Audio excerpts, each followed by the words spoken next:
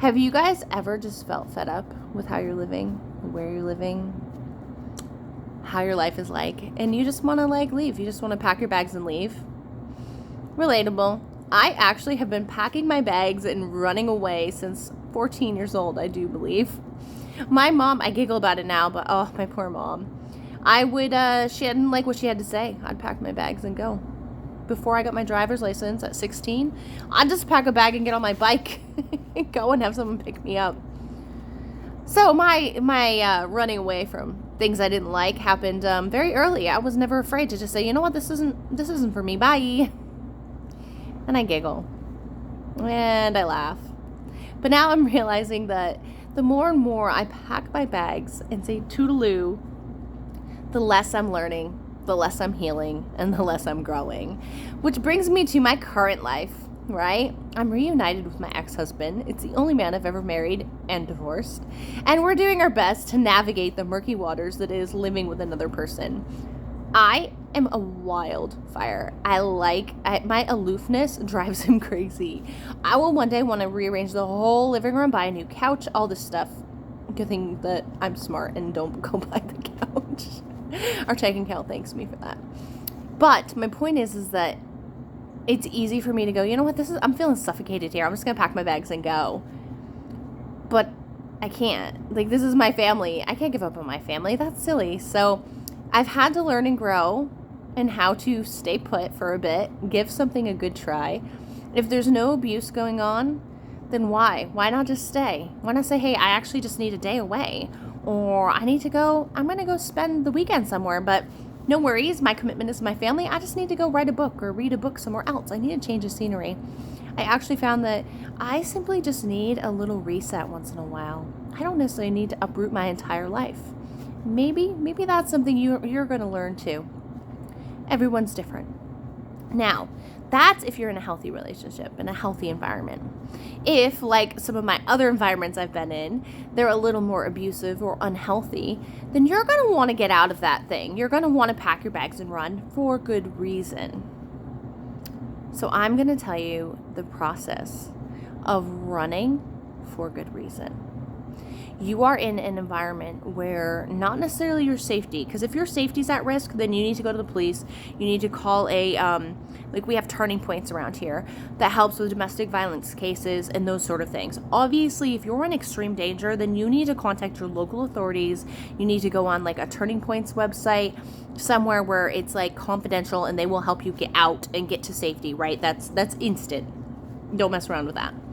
But if you're not in an instant die-hard situation of a super bad situation, it just really sucks and it's abusive and unhealthy and you should get out of there, these tips are for you. Recognize that you need to get out of the situation. It's not healthy for you. You are anxious every day. You are overwhelmed. You're feeling and nothing you do is good enough. You feel like you're going crazy. That's usually a sign of gaslighting. Someone constantly telling you that what you're seeing and what you're perceiving is wrong and that this is what the story is. And if they're doing that so much, you eventually feel like you're insane and losing your mind. That's unhealthy. That's abusive. So what you're going to do is you're going to say, hey, I don't want any more in this situation. Now, you can honestly tell the person, I do that all the time. They may not respect it. They may not get it. That's fine. It's not their job to. But you do need to remain honest. And then what you do is you start finding resources that can help you get out of the situation. And you will use the internet. You will use a life coach if you're able to. You will maybe go to a therapist. They can help guide you as well so that you can heal during this journey. And you're going to go to friends and family. And you're going to start figuring out how to be a little more independent. Thankfully, we have the internet, so you can learn how to turn your skill into a job. If you need help with that, let me know. I do try to help coach people on how to turn their skill into making money online. And then once you start making your own money and that sort of thing, you obviously need to have separate bank accounts. If you have a joint account, get your own separate bank account somewhere set up. And then just start working on you. You can be kind, you can be honest, and you can, keep some stuff under the belt that might cause fumes and fires in the house between you two. But just slowly start the process of becoming more independent. You're going to then map out a plan to make sure that your kids are safe if kids are involved, and Keep your kids going. Be positive, optimistic, and behind the scenes, reading books, watching YouTube videos, and doing everything you need to do to learn. As you increase your income and you get to a point where you have a decent income, you may want to go reach out to local facilities for support or help or financial stuff to make sure that you will be equipped to go rent a place. Maybe you can get a low-income housing situation. I'm not sure. Times have changed a lot. But your first step is to always become financially independent, even if it just means financially independent enough to pay for gas in a car. You don't have a car, financially independent enough to buy a car. You should be able to have family and friends help, but oftentimes I found I was alone in it, so I would use like maybe a virtual friend or a life coach, someone like that, virtually, to guide me and keep me motivated and confident that this was the right choice for me. You can start a blog, start journaling about your life and stuff, but you may not want to do that if you're in a situation where they're stalking your site. I had that happen, and then I just end up shutting down.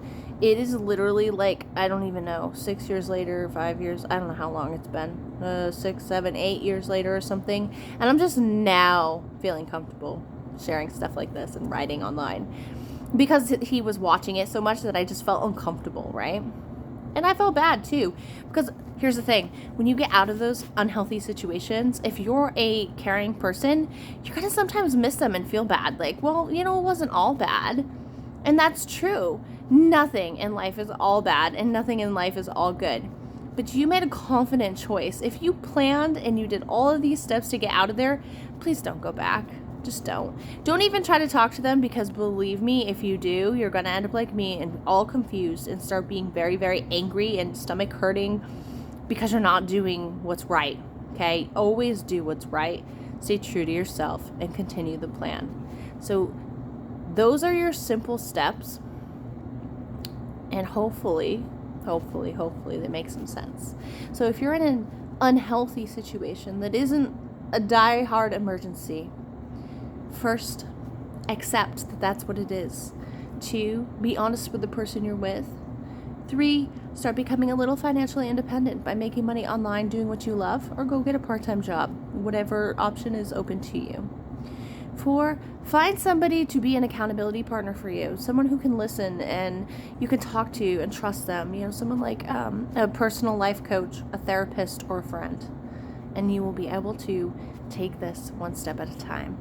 I'm here to show you that on the other side, 5, 6, 10 years later, you'll eventually stop having the triggers and the memories that make you think that situation was right for you. You'll remind yourself every day that it's okay to miss the good in that, but remember, the bad far outweighs the good, and you need to be in a very good, healthy spot with healthy boundaries because you deserve it.